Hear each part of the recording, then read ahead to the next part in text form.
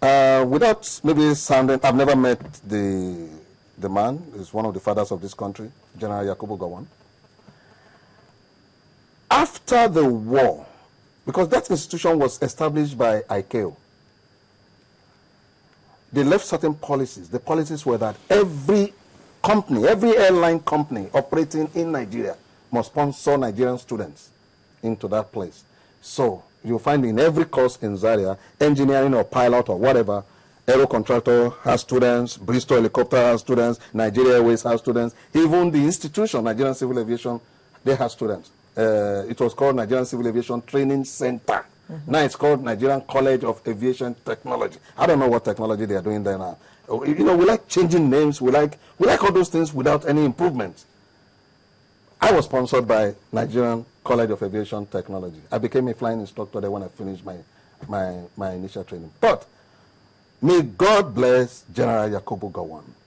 He didn't come out of the war and say, look, we have no money to continue this kind of policy.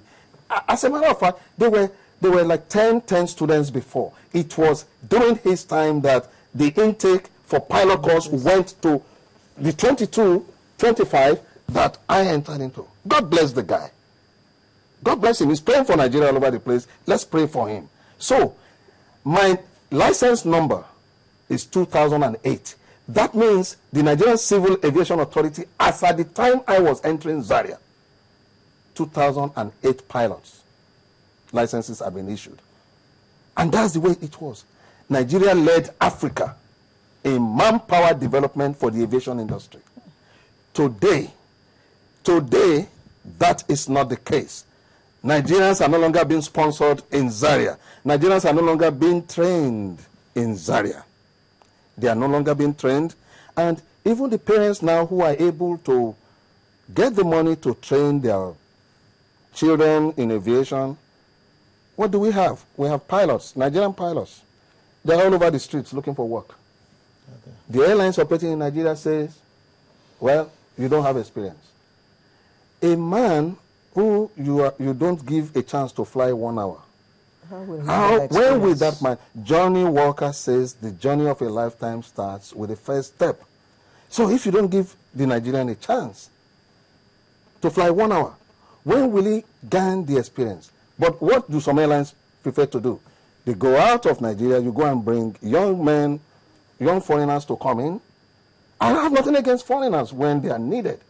But the same young foreigners like the Nigerians who don't have the experience, you gladly give them the work here because you think by the color of their skin they are better than the Nigerians. So we have that thing, it's been brewing, it's been coming. Now we've gotten to the level where now we are almost comatose. Policies that are coming up are anti-Nigerian. Every policy that is coming up is anti the industry. But the authorities, believe me or not, they mean well. It's just the implementation of their policies are not properly thought through. They look at the commercial aspect. They are looking at the money aspect. They are looking at the gain aspect. If Kenya, like I said earlier on, still maintains a regime of very low parking fees up till now, why can't we do the same? Why are we killing the airlines? Why are we not allowing the airlines a breather? Why are we not doing this? A site came into Nigeria. That site it cost money to run aviation. Therefore, if you want to be an airline, you have to have tons and tons of money. So, when you come in, the NCAA wants to take part of their own tons and tons of your money. Eventually, you are unable to function properly. Eventually, you are owing crew, you are owing engineers, you are owing ground staff. I'm sorry, these things are not yet at an end. May spell doom. Okay. I wanted to add the question you asked for the Nigerian airspace. Yes, he is a pilot, he is flying. As far as I'm concerned, we're better than before, because I can tell you that some 10 years, 15 years back, he knows very well. If you airborne out of Lagos, I can assure you, or from Kwara you want to take off, somebody have to use GSM to call Lagos Tower. Yes. They can communicate to each other. And sometimes it was the pilot that had to talk to colleague in order to get... I know. Do you understand? To inform. Just recently, I think, that has improved when... now. But so it now, has been the grace of God. No, now... It has improved.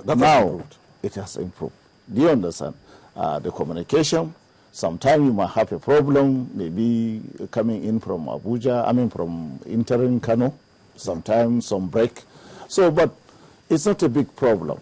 Equipment breakdown are reflex. That's why when a few years back, when there is a crisis that the airline, international airline are boarding the Nigerian airspace, come up, I saw the MD Nama trying to defend.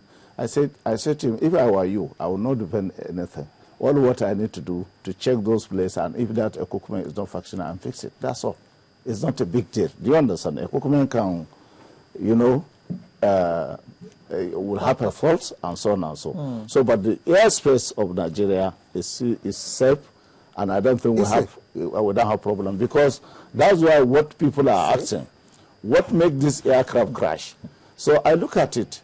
I know Lagos Tower. I know Lagos Airport. Definitely, if you are talking about windshield, definitely you know there is a windshield or no, because the equipment, I don't know, except if it has failed.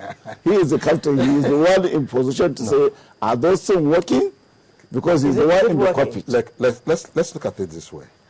A lot of improvement has happened.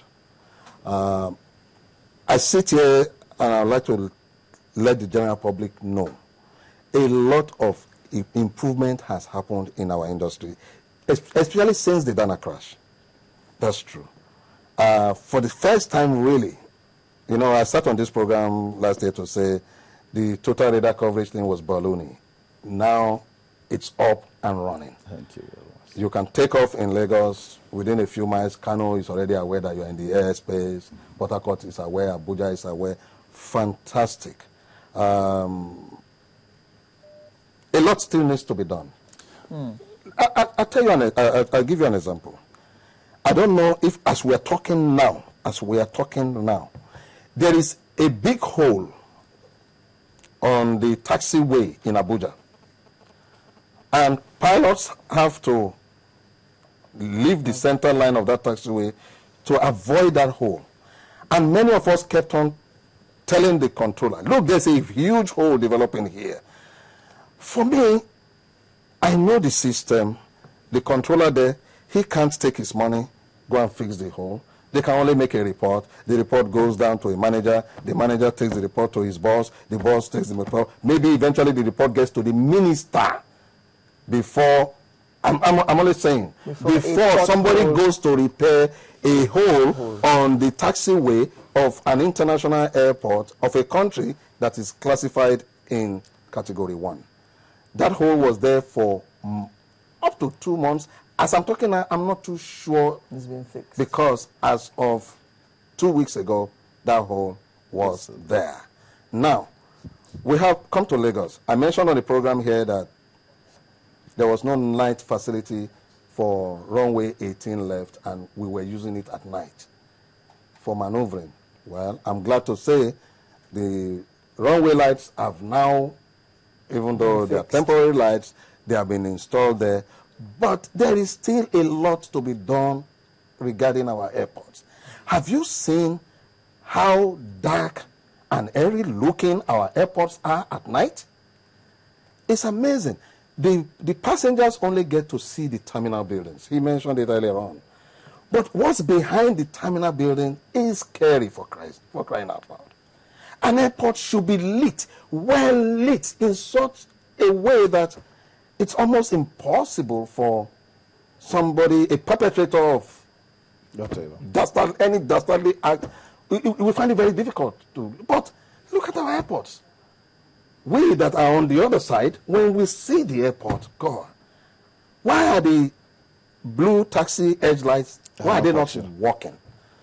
Why don't we have green center line lights?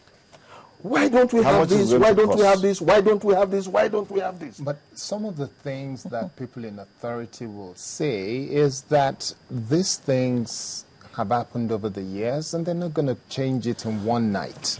They are not even doing anything about them. Let me tell you that. Let me